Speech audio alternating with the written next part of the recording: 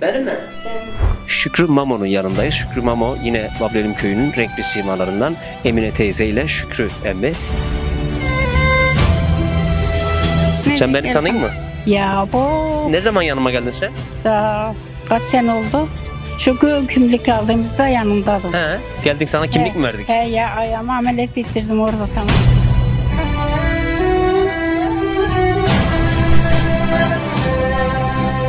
Sen bu köylü müsün?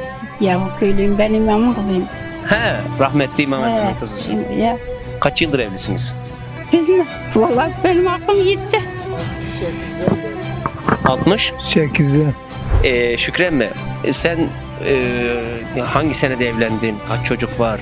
Torunlar kaç tane? Ben 68'de evlendim. Buradan mı aldın? He. Su eletiği dönümden şimdiki su çekti tamam Emine.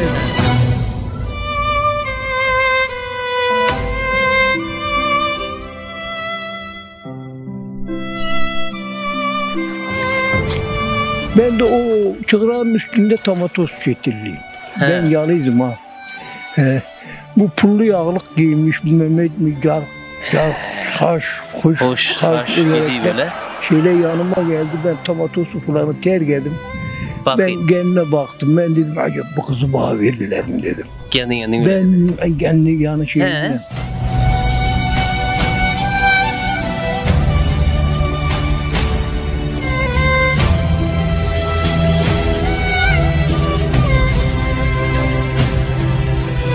Rengi değişmiş, tomatos gibi olmuş şeyler.